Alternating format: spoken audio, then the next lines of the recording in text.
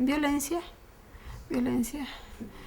Pues no tanto porque de pronto el campesino lo ha provocado, sino que pues no se sabe de dónde vienen fuentes así que eh, vienen, como le digo, a incomodar al campesino, porque eso es una forma de incomodar y hacerlo sentir de pronto hasta para que llegue hasta desplazarse de la zona.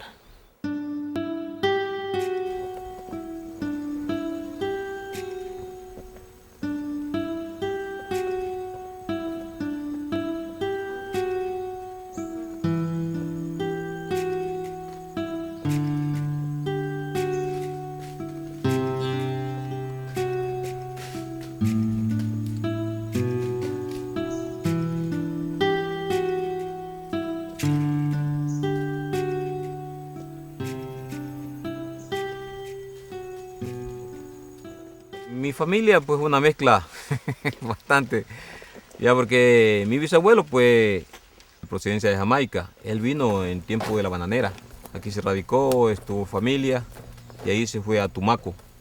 Allí en Tumaco también tuvo más hijos.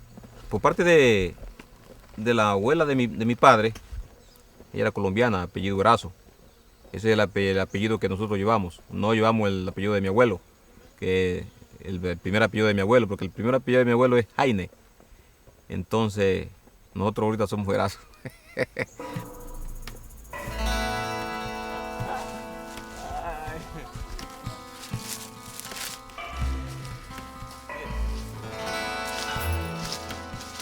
Hay parte de mi madre, pues Caicedo, vinieron en tiempo de la violencia en Colombia, cuando se originó esa matanza de los partidistas, dos leones ahí peleando. Totalmente que ganaron los conservadores y los liberales eran abatidos, tenían que abandonar familias, tenían todo y se vinieron a esta zona aquí. Aquí habitaron algunos colombianos que vinieron corridos de la violencia. Allí donde se pobló más esta zona norte de la provincia de Esmeralda. La mayor parte de familias de aquí de San Lorenzo, de la provincia de Esmeralda, son de descendencias colombianas. Todos tenemos raíces en Colombia. Entonces yo digo, como ecuatoriano, si digan que tenemos que ir a pelear contra Colombia, yo digo tal vez que no.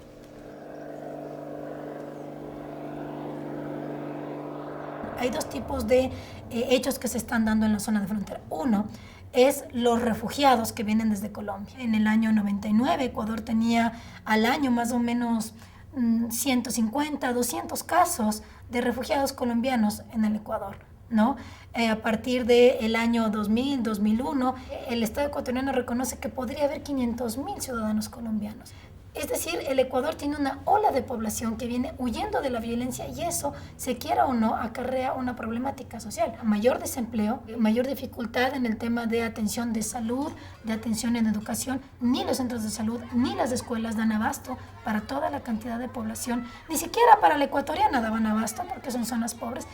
Peor aún con toda la población que se viene. El Ecuador no está apto, no está capacitado para receptar toda esta cantidad de población. El Ecuador, por un lado, expulsa ecuatorianos para la migración por una necesidad económica y por otro lado recepta.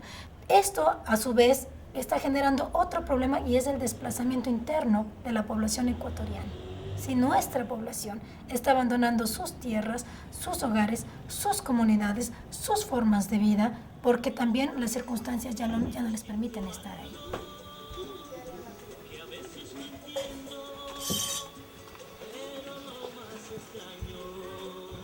Sí, ha salido bastante. Al menos aquí Barranca Bermeja han salido bastante gente de aquí. Nos toca salir porque tenemos nuestros hijos también, pues, y por protección de ellos, pues, tenemos que salir, pues. Así es. Soy de Manabí, exactamente, de Manabí, estoy aquí ya casi 18 años.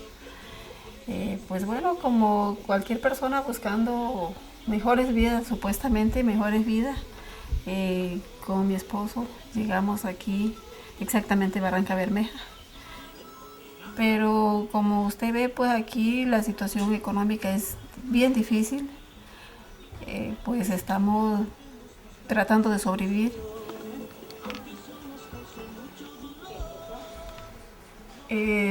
Hace algunos años sí había bastante, más o menos unas 72 familias. Ahorita pues de pronto hay unos 30 familias. Imagínense, estamos hablando de una mitad, casi una mitad de familias que se han ido. Y como usted ve, pues hay bastantes viviendas desocupadas, botadas. Una porque la situación, lo económico, el trabajo, ya no hay éxito. Pues y otra por el peligro, miedo, temor, bueno.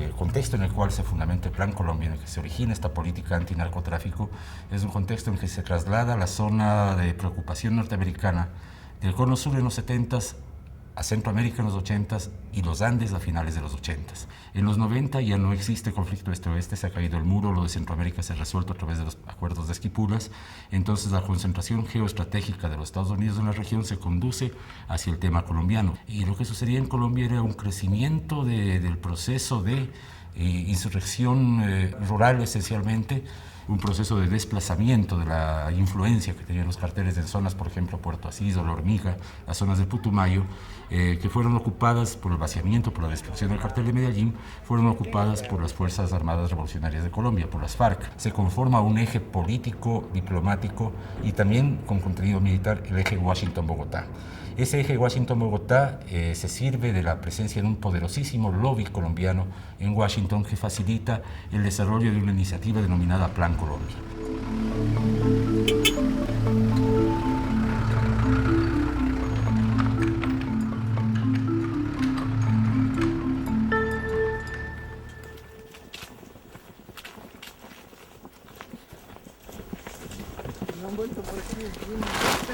Ahorita, pues de acuerdo a la nueva constitución, pues se nos está dando una prioridad especial directamente a lo que somos línea de frontera.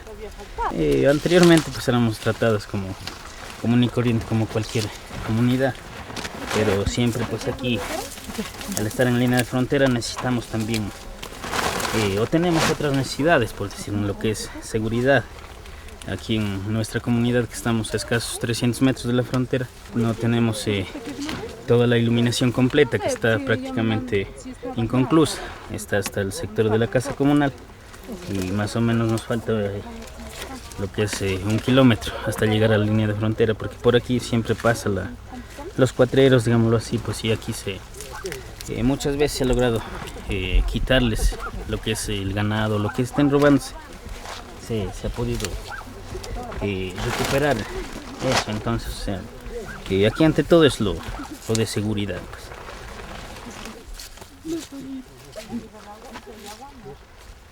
Una cosecha buena, más o menos de alberja, da 7-8 bultos del kilo de siembra. Mayormente se la venden en piales porque son semillas colombianas, y por la cercanía también a Ipiales, pues siempre se la venden en Colombia, en la parte de Ipiales específicamente.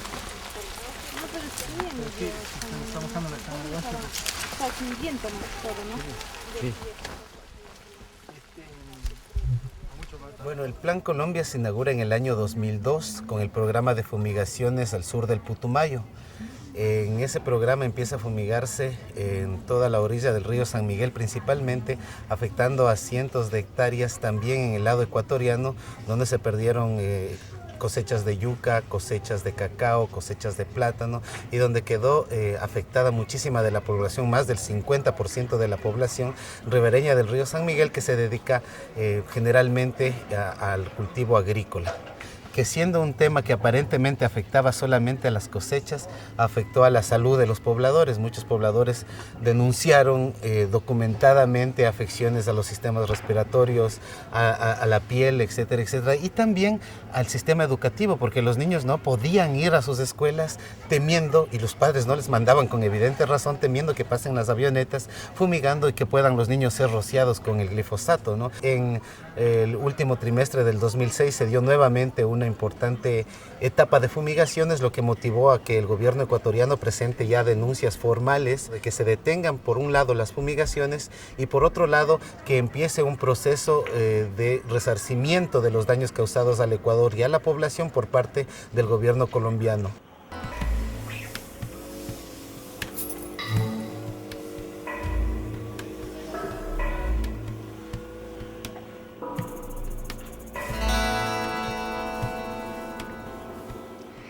Nací en Riobamba. A la edad de 9 años viajé a Santo Domingo. Toda mi juventud me casé, vine con 3 hijos aquí en el año 1986, después del terremoto. Con el Plan Colombia, aquí viene incluso las fumigaciones. Entonces la gente que vivía en la frontera tenía que abandonar porque no tiene ninguna mejoría.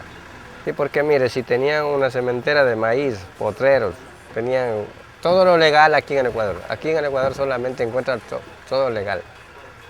Y eso fue fumigado, fue quemado. Entonces, ¿qué podían hacer esa gente aquí? Tenía que irse por otro lado. Eso es lo que sucedió.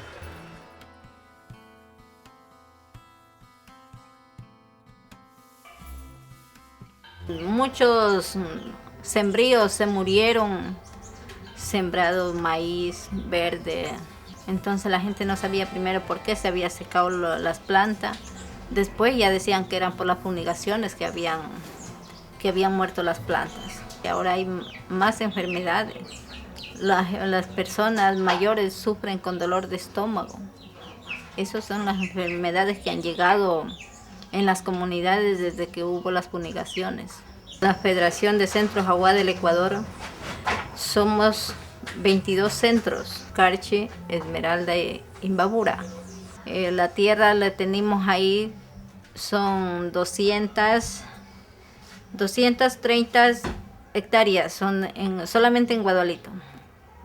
Y nosotros lo mantenemos las tierras porque en realidad la tierra es la madre nuestra.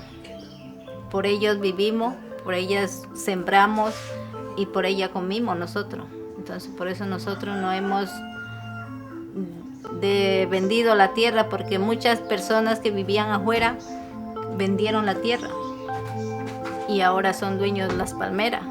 Por eso nosotros no hemos vendido, las tierras serán para nuestros hijos, para nuestros nietos que vienen, y seguiremos manteniendo nuestra tierra ahí.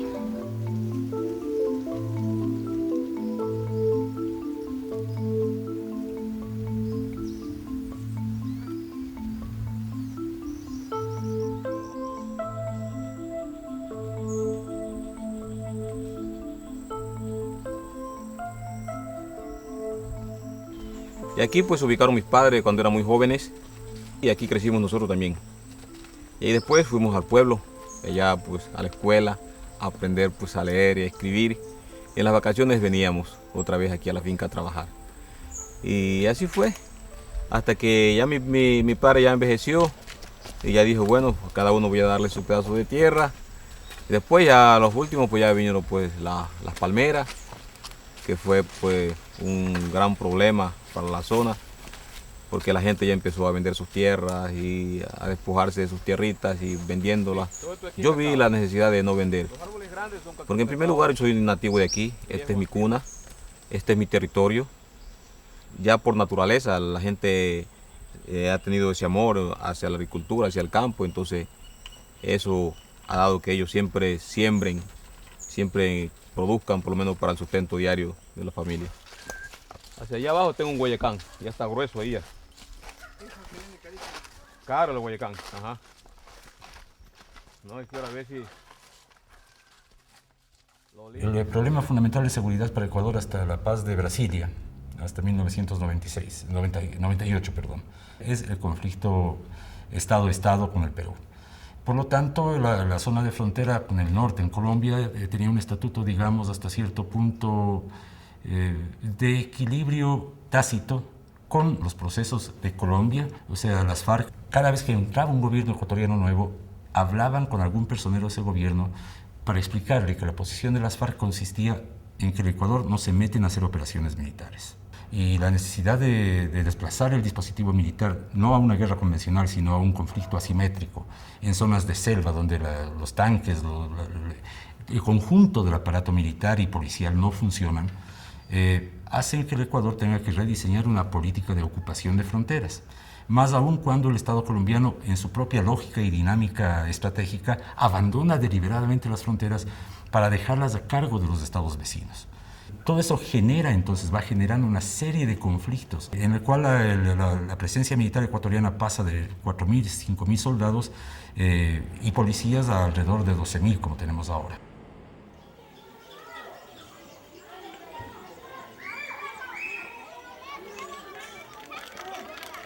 Mi nombre es Jorge Heriberto Pinchao López. Soy hijo de padre colombiano y de madre ecuatoriana. Nacido en Santo Domingo de los Colorados, realicé mis estudios allá. En el año 2000 ingresé a la escuela José Luis Tamayo, una escuela unidocente, ubicada justamente en la ribera del río San Miguel. Y ya cuando se anunció de que venía el Plan Colombia y las fumigaciones, la gente se mostraba incrédula. Decía que no iba a pasar nada, que todo estaba controlado. Pero pasó la primera fumigación y la gente quedó ya tambaleando, se puede decir. Quedó entre que sí y entre que no. Luego vino la segunda y finalmente el arranque manual. Y con eso ya quedó comprobado de que todo estaba terminado. A partir de ahí se da un cambio de manera cultural y en la forma de vida mismo de los habitantes. Entonces eso ya motivó a que los padres trabajen más, trabaje padre y madre, y en muchos de los casos que la familia tenga que separarse. El padre va a trabajar por un lado y la madre va por otro. Entonces el niño quedó un tanto solo. Y eso es lo que se ha venido agudizando hasta ahora, que básicamente los hogares hasta cierto punto podríamos decir que se han destruido. Hasta que llegó a un punto en que ya la gente no pudo más y tuvo que abandonar el sector. Ahora cuentan los que por ahí pasan de vez en cuando, simplemente son rastrojos. O sea, rastrojos, montaña alta, un monte que nace después y nadie la trabaja porque nadie quiere ir ahí, no hay de qué vivir.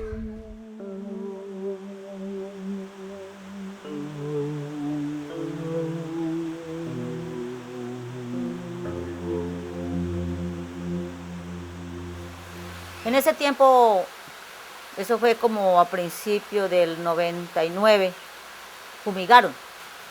Toda la gente que nos debía a nosotros, el cuento como a mí me fumigaron, no nos pagaban. Entonces nos quedó una deuda muy grande a nosotros. Y viéndonos en esa situación nos dio mucho aburrimiento de que habíamos perdido todo. Entonces de pronto decidimos venirnos. Veníamos de por allá de una vereda, Remanso llama eso. Llegamos a San Miguel. Ahí estuvimos por ahí unos 3 meses. Y parecía que ahí se iba a poner como muy mal eso para vivir. Entonces nos vinimos acá a la frontera. Con 2 niñas pequeñitas que traía. Esas 2 niñas, ellas no tenían ninguna documentación. Entonces ellas son registradas aquí en el Ecuador. Son ecuatorianas. Con un tiempito de estar aquí, ya también quedé embarazada y tuve un niño. Él es ecuatoriano también.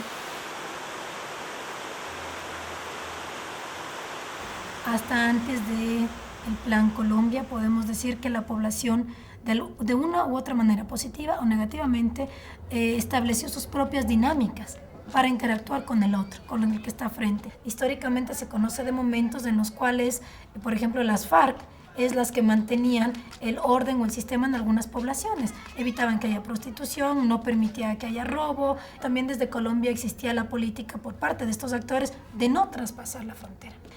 Una vez que arranca el Plan Colombia y que hay esta teoría del yunque y el martillo, es decir, empujar hacia la frontera, ¿verdad?, para hacer que un tercer actor también se involucre, hace que la población ya no pueda tener su sistema de una u otra manera pactado de esa interrelación. Y finalmente también los actores armados colombianos involucran a la población civil. Ahora, población que es calificada por apoyar a las FARC es atentada por los paramilitares y por el ejército colombiano.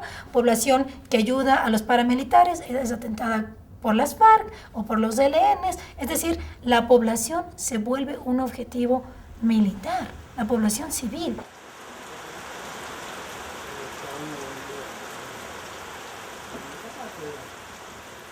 parece que poco a poco los gobiernos van entendiendo que hay que ponerle asunto a la frontera, hay que ponerle algo, porque aquí no nos divide el río, sino nos une el río a los dos países, porque somos hermanos por descendencia. Ya las familias vivimos casados, tenemos hijos con las colombianas y todo, ya somos para nosotros una sola familia. General Farfán es creado en el año de 1969. En esos tiempos por aquí vivían indígenas, son venidos desde Archidona, del Tena y de Francisco de Orellana.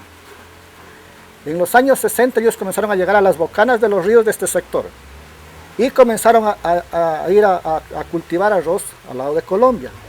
Y por eso la mayoría de las familias de este sector, de los indígenas que hay en este sector, son ecuatorianos los principales. Ahorita ya los hijos, ya los nietos ya se han hecho colombianos. Con la avenida de la Trocha, que ya comenzaron a penetrar las petroleras hasta Proyecto San Miguel, donde hicieron un campo petrolero, en el año 1971 hacen una trocha y recién comienzan a llegar los colonos. Ahí tenemos varios nombres de algunas familias que han vivido aquí, como es don Germán Jiménez, don José Reyes, hay otro señor José Songoro, don José Díaz.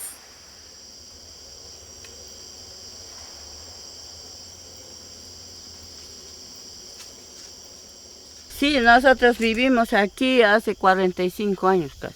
Y antes mi suegro, cuando vivía en primera compañía que era, con esa compañía entraba mi suegro y después se fue a llevar a su hijo a mi marido. Cuando llegaron esos militares, a nosotros querían mandar ya sacando de aquí, expulsando. Nosotros, ¿a dónde vamos a ir? No, yo decía, ¿a dónde? No somos peruanos para mandar a nosotros expulsando, somos ecuatorianos. Nosotros somos quichos. ¿Cómo vamos a ir allá, más allá? ¿A dónde? Allá también hay gente. ¿Dónde vamos a acudir? ¿Dónde vamos a vivir nosotros? Decía. Yo decía más que todo, sacaba así la frente, yo hablaba con ellos. Entonces, decían que entonces, ¿qué vamos a hacer? Yo no he de salir de esta finca, si es que me quieren invadir de aquí hasta allá, mejor que me maten, le dije. No, dice la señora, no quiere, ahora ¿qué vamos a hacer? No soy preparada, pero sí hablar, pero poco a poco, pero me hablo. El que entiende, si no. Entonces nosotros separamos, hacemos una comunidad llena, escucha. Aquí vivimos con mi familia, ya. Yo tengo 15 hijos.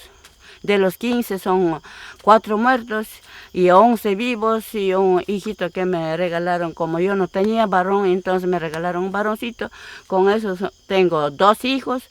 Entonces, y para mis nietos y para mis bisnietos no va a alcanzar tierra.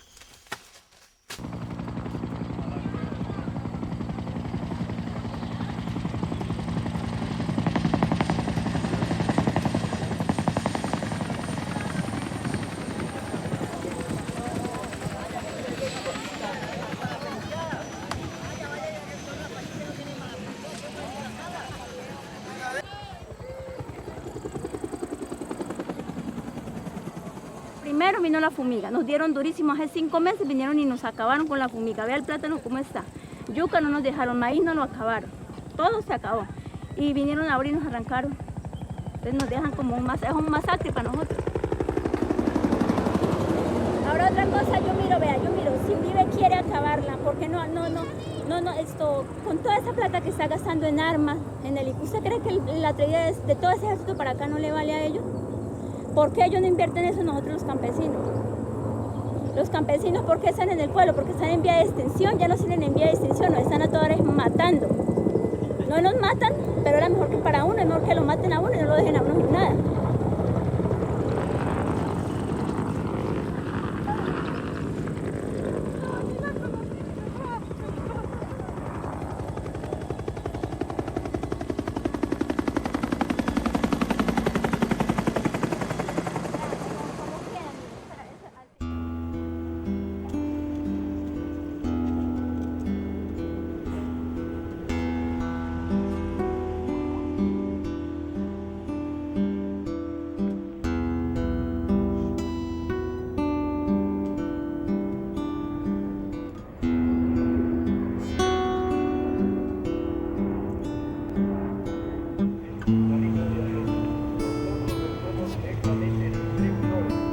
Es difícil para nosotros poder salir de nuestro país, y más en esas circunstancias huyendo del conflicto. Una vez que pasamos la frontera, todo cambia para nosotros. Las costumbres, una cultura muy distinta, y nos toca empezar desde cero. Porque en Colombia pues ya teníamos un proyecto de vida, teníamos nuestros empleos, nuestras familias, y de repente te cambia la vida porque tienes que abandonar todo y tratar de luchar en otro país donde no conoces absolutamente a nadie. Por ejemplo, a los chicos se les dificulta mucho el estudio. Cuando un refugiado viene aquí, difícilmente trae toda la documentación de Colombia. Tenemos que salir de inmediato huyendo.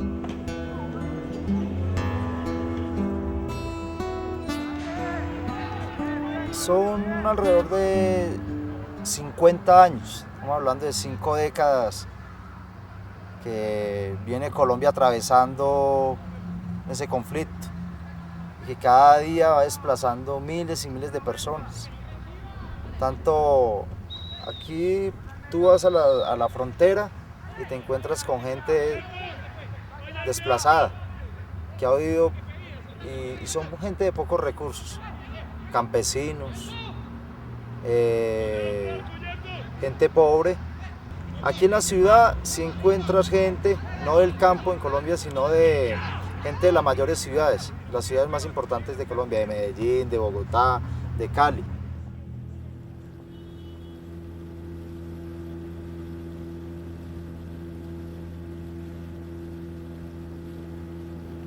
Colombia es un punto que sigue siendo inexplorado, a pesar de que se sabe que hay ingentes cantidades de recursos naturales ahí.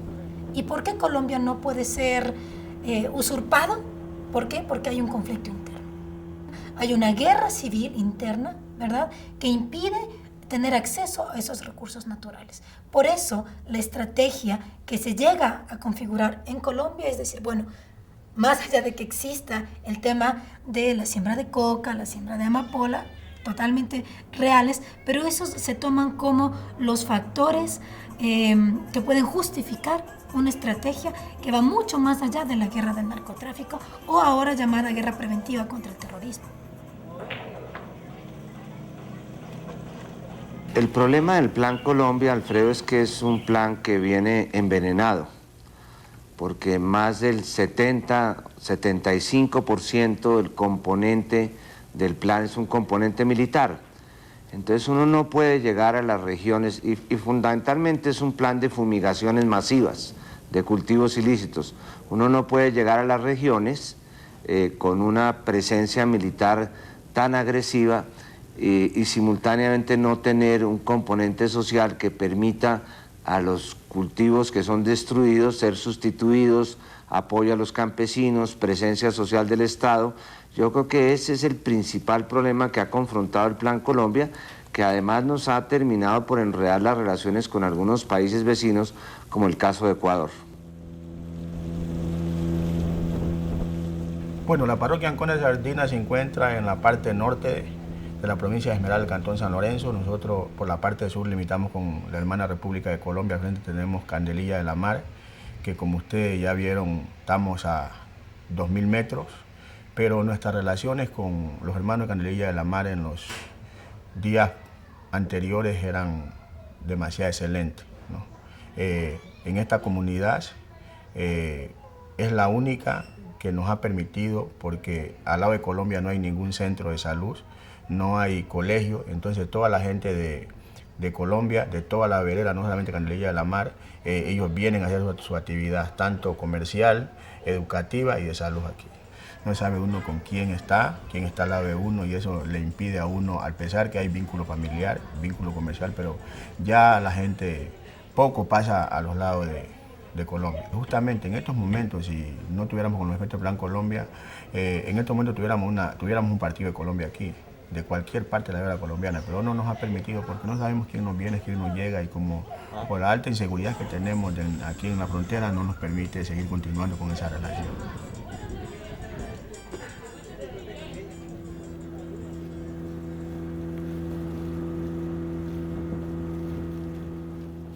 San Lorenzo es un pueblo hospitalario, donde sus hijos somos muy generosos.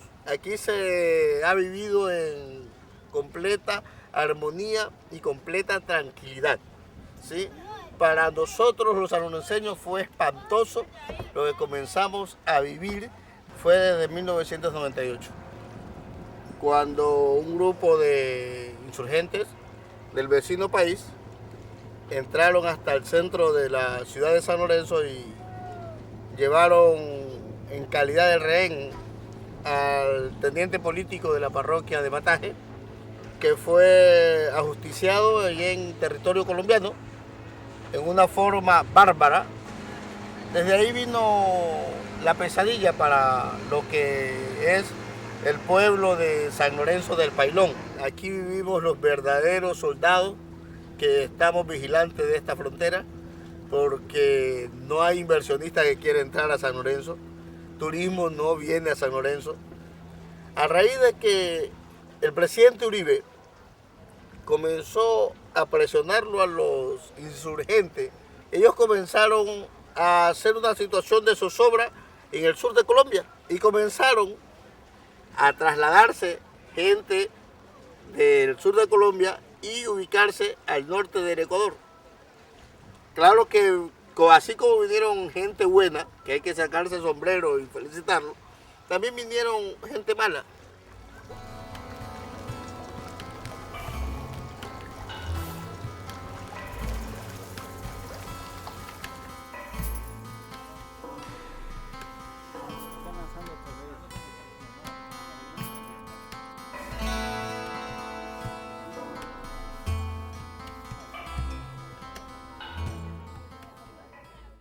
El esposo y el hermano de Florinda Gallego hacen parte de la lista larga de desaparecidos que hay en Colombia. Hoy nadie sabe cuántos pueden ser los desaparecidos en nuestro país.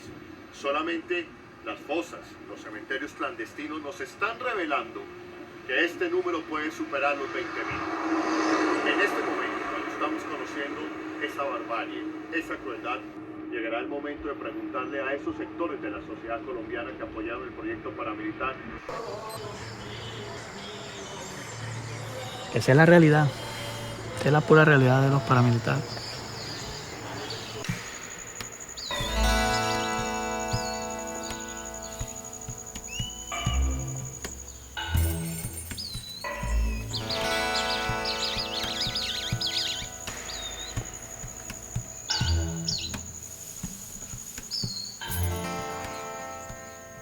El gobierno de Magua de nuevo utiliza de manera totalmente adjetiva y absolutamente irresponsable la cuestión de seguridad, pasando por encima de todos, absolutamente todos los aparatos institucionales. Y todo eso a cambio de una supuesta ventaja política para cimentar un gobierno que se estaba cayendo. Magua negocia la base de Manta, compromete a la seguridad nacional, transforma al territorio ecuatoriano en objetivo estratégico para la operación militar de las fuerzas en conflicto en Colombia, y da origen a esta dinámica que lleva al caso de Angostura el año 2008. En Angostura como que se crea el punto de inflexión en que la política exterior ecuatoriana tiene que cambiar. Ecuador operó como avestruz, metida la cabeza abajo del hueco, pensando que iba a sacar ventajas políticas o económicas de adhesión a los diagnósticos y opciones de Washington y Bogotá. La política que se ejecutó se fue catalizando hasta el momento de Angostura, pero es un largo proceso en el cual la ceguera, la torpeza, la miopía de las élites nos llevó a este punto. Lo ilegal llega a este sector en el año de 1979-80. En el año 1982 comienzan a cultivar coca en Colombia, al procesamiento en este sector del Putumayo.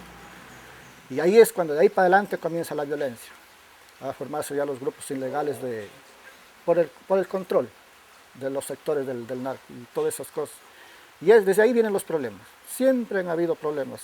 Para eso ahora parece que vivimos un poco más en paz, más tranquilidad y más antes, siempre por el dinero fácil, el control de todos los problemas que han habido. Y de ahí viene así, viene sucesivamente, y porque yo me acuerdo que en unos tiempos en el río San Miguel, entre ellos se mataban y botaban, todo el mundo lo botaban al río. Ahí no lo enterraban, sino eran, vaya para el río y los que podían, familias recogían, los que no, se podrían en el río, por ahí se acabaron. Y así en la vida. Después para acá como se controla, pero viene vuelta el problema del Plan Colombia y nuevamente comienza lo mismo. Es una región donde las dinámicas sociales se arrastran desde mucho antes de la presencia del Estado. El Estado en los países andinos, en la zona amazónica, siempre tiene una presencia casi puramente coercitiva y extractiva. No tiene presencia positiva, no ha tenido. Y menos aún en el caso colombiano, donde las sociedades regionales se han constituido a espaldas del Estado. Es decir, hay una realidad social que no fue entendida, que no fue tratada sensatamente por ninguno de los estados andinos y que por el contrario obedeció a un diagnóstico de seguridad norteamericano que impulsaba la presencia militar y la lucha física militar armada contra un proceso social y económico como es el tema del narcotráfico, sea en la producción o sea en el consumo, allá también en los Estados Unidos.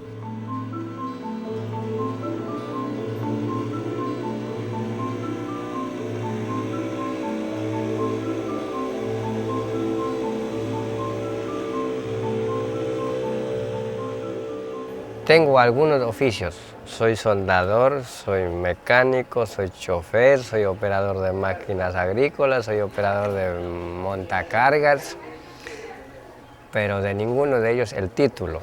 Lo único que fue que conseguí comprarme un motorcito y un botecito a plazo. Yo me boté pues a trabajar sin saber manejar incluso. El momento más difícil de nuestra vida es el que podíamos ver que bajaban cadáveres, el tiempo del Plan Colombia, de la violencia. Esto es lo que nos hizo silenciar, nos hizo, si es posible, amargar nuestra vida, en dónde estamos y a qué venimos. Lamentábamos nosotros a qué habíamos venido a esta frontera. Era doloroso de ver esto, como venían cadáveres flotando. Mire, lo que teníamos, las únicas ollas que nosotros tenemos con nuestro esfuerzo de trabajo, mire lo que nos hace, mire. Hay veces que dicen que la gente se mete a la subversión, que ni si qué, que ni si cuándo, sabiendo que el gobierno mismo tiene la culpa, porque uno de hambre no se va a morir. ¿Qué van a hacer ahora? Pues no sé, irnos de desplazados de nuevo, será el Ecuador o quién sabe si nos están esperando como desplazados, en esos programas de desplazados en las zonas urbanas. Lo que estamos pidiendo es una posibilidad de trabajo en esta tierra y resulta que ya no la vamos a tener.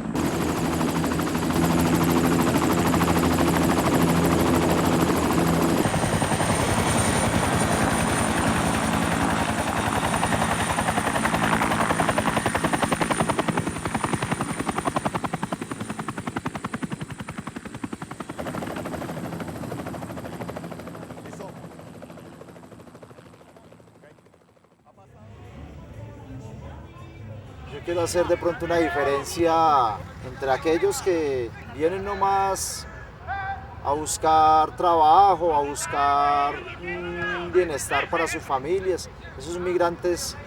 En cambio los refugiados pues tenemos que salir por conflicto, ¿no? Para poder sobreguardar nuestras vidas. Esto del conflicto en Colombia es preocupante. Vemos que pasan los días y no hay solución a esto. No hay un diálogo, más secuestrados, más desplazados.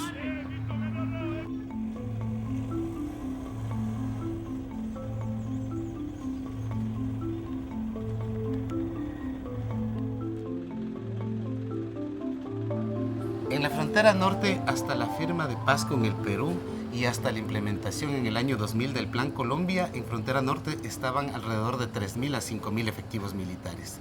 Esto hasta la fecha se ha dado un incremento sustancial de aproximadamente 10.000 hombres, es decir, tenemos de 12.000 a 15.000 hombres patrullando la frontera norte ecuatoriana.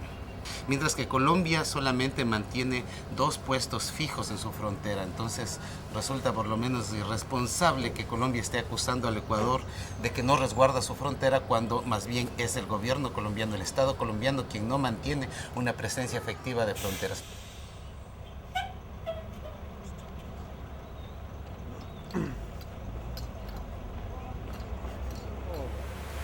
A finales del 99 se oía hablar de un Plan Colombia, pero nosotros pensábamos que era un plan de paz, un plan de desarrollo, pero no fue así. Nosotros escuchamos que el Plan Colombia era con la finalidad de erradicar la coca y a la gente hacer un cambio de vida, para que haya un cambio de desarrollo, pero lamentablemente no fue así.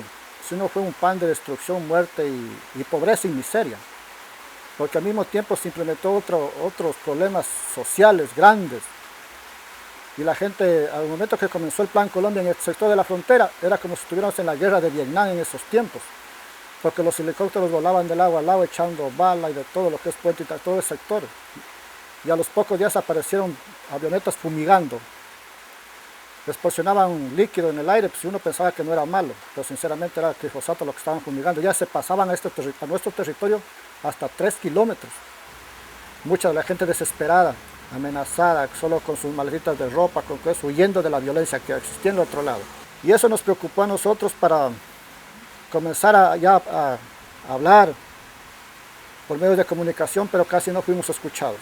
Como siempre nos tildaban como zona roja y hasta de mentirosos, cómplices de la violencia, o sea, diciendo como mentirosos. Y la prensa también comenzó a hacer un tremendo show, como decir que todo el mundo aquí era guerrilla, que todo el mundo aquí era paramilitares, que aquí no había gente sana, sino todo el mundo era malo, para ellos. Ellos, y aquí de una cosa que les decía a alguna persona, sacaban un papelón. Hasta justo una vez Teleamazonas en un sector se cogió unos campesinos y comenzaron a hacerlos raspar plantas que no eran de ellos, pagándoles para sacar un show, que aquí todos los ecuatorianos vivían del narcotráfico, pero fue en este sector, no fue en Colombia, y no eran las matas de coca, sino eran otras matas, y salió un programón en la televisión.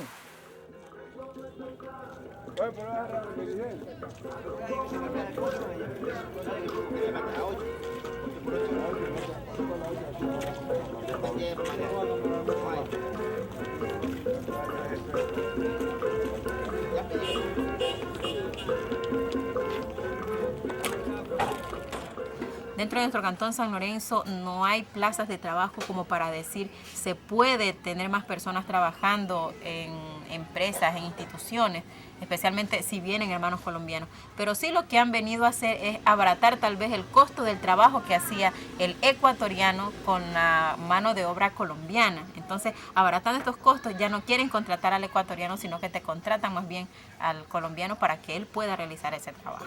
No podemos nosotros calificar a todos los colombianos como malos, pero sí podemos decir que a raíz de muchos que han venido tal vez con el membrete de refugiados, bajo ellos se ha venido la delincuencia también.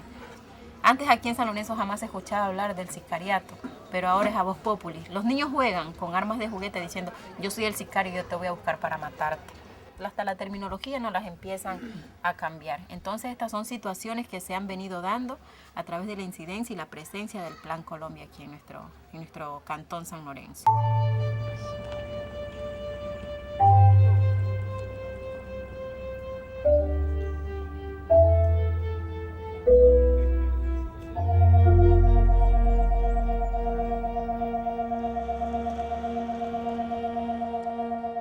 El enfoque militar no ataca lo que es el origen mismo del problema de la economía política del narcotráfico y del complejo productivo coca-cocaína a escala andina.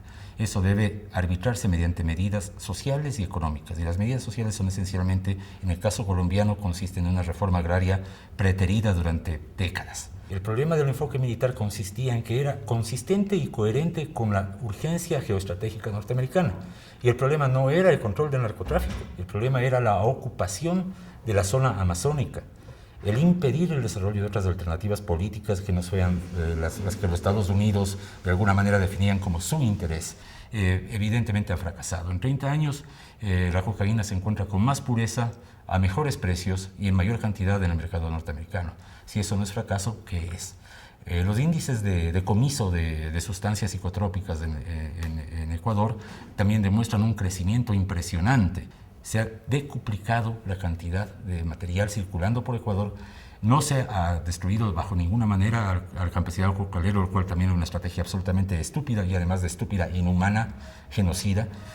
Y es una guerra que no va a terminar jamás, porque su objetivo no es la destrucción del narcotráfico ni la ruptura de las redes del narcotráfico, sino el objetivo es disfrazar con una lucha supuestamente moral la ocupación física, territorial de los Estados Unidos en la cuenca amazónica.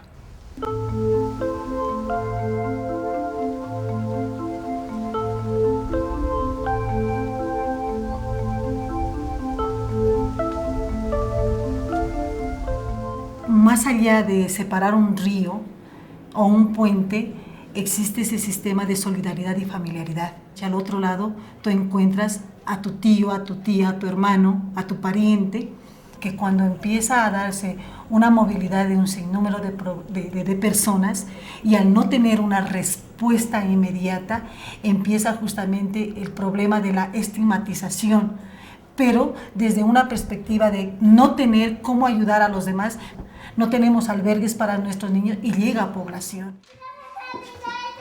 No, mija, azulito tiene que pintar las barritas. ¿Ya va? Dentro de este mismo cuadrito.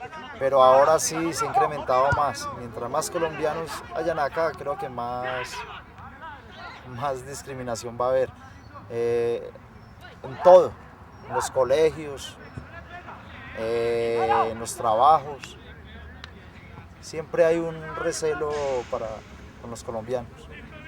Pero bueno, está en nosotros, en los que podemos dar una buena imagen, sí, y demostrar a todos los ecuatorianos, no solamente a los ecuatorianos, a todo el mundo de que somos gente de bien y que venimos a trabajar, no a hacer una carga, que eso sí lo tenemos muy claro, no hacer una carga, sino aportar,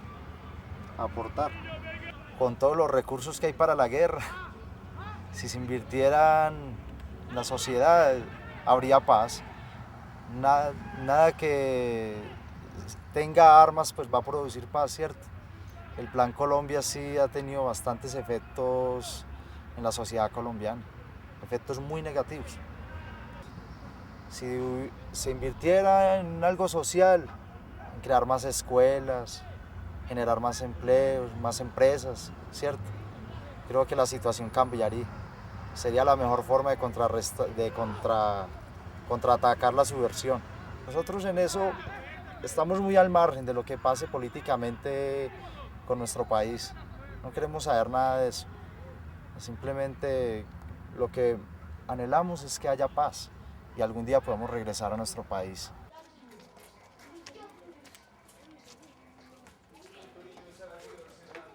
Una unidad latinoamericana en este momento sería terrible para la política norteamericana. Entonces necesitan tener desde adentro elementos que puedan boicotear esa unidad. Lo está haciendo Colombia. El hecho de que entre en las 7 bases colombianas no solo implica militares. Colombia va a ser un búnker para capacitar, para entrenar, para monitorear, para contrainteligencia y de todo un continente que está en un proceso distinto en este momento, en un proceso de cambio.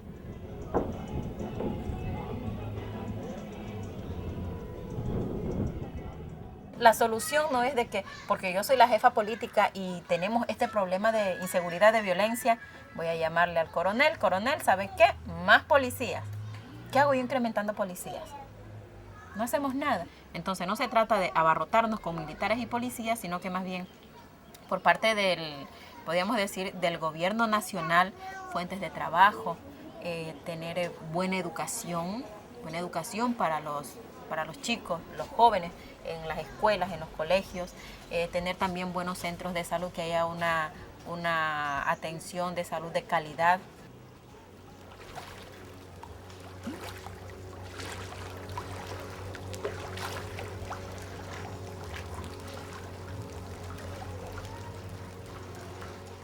El diagnóstico que hicieron los Estados Unidos a principios del siglo actual fue un diagnóstico en el cual somos estados fallidos, en particular Ecuador y Bolivia, pero también Perú, Colombia y Venezuela, por supuesto. El escenario es catastrófico, cataclísmico, y eso también motiva e impulsa una presencia mucho más activista de los Estados Unidos en términos de ocupación física del territorio. También existe para los Estados Unidos la preocupación de que aquí se desarrollen dinámicas no controlables por ellos. Eso originalmente se pensaba que iba a tener opciones militares, el despliegue de la guerrilla de las FARC, por ejemplo, en el caso colombiano, que era el más claro. Sin embargo, ha tenido opciones institucionales, la presencia del presidente Chávez, del presidente Correa y del presidente Morales, fundamentalmente.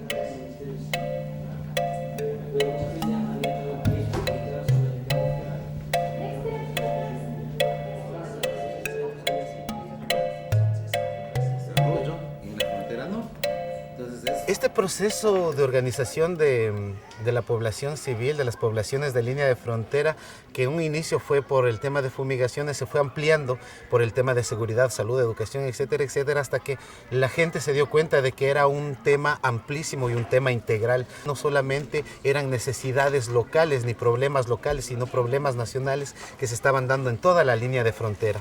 En ese sentido, empezaron a reunirse y se empezaron a reunir organizaciones, poderes locales, líderes comunitarios, asociaciones gremiales, etcétera, para conformar un gran núcleo de organizaciones que pueda ir al Estado y que pueda hacer exigibilidad de estos derechos, que pueda hacer incidencia de estos derechos. A la final, una organización muy fuerte conformada en esta dinámica fue la Red Fronteriza de Paz, que hasta ahora sigue incidiendo en el Estado para mejorar las condiciones de vida de todos los habitantes de la línea de frontera. Máximo aún que la Constitución ahora garantiza que la línea de frontera sea un espacio de inversión social principalizado por los temas justamente que acabamos de mencionar, que son los problemas más vulnerables que tiene la línea de frontera.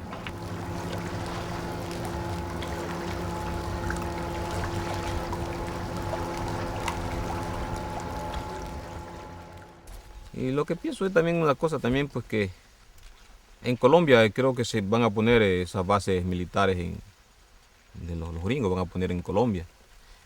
Lo que pienso que tal vez se nos puede complicar la cosa aquí nosotros como zona norte de la provincia de Esmeralda. Y es un problema que debemos de irnos preparando y buscando alternativas para afrontar esos problemas que nos avecinan. Nosotros como Red Fronteriza de Paz, lo que tratamos es de buscar otra alternativa, otros medios, de cómo llegar desde el cordón fronterizo, buscando alternativas y unificando también a estos hermanos colombianos. Porque la seguridad la mantenemos somos nosotros. Cuando nos entendemos, cuando nos comprendemos, allí viene la seguridad de los pueblos. A ver si buscamos esa interrelación de los dos pueblos y unirnos para fortalecer nuestra frontera en armonía, en paz, como anteriormente siempre hemos vivido en tranquilidad, en paz. Porque siempre vemos que tanto Colombia y Ecuador somos prácticamente una familia.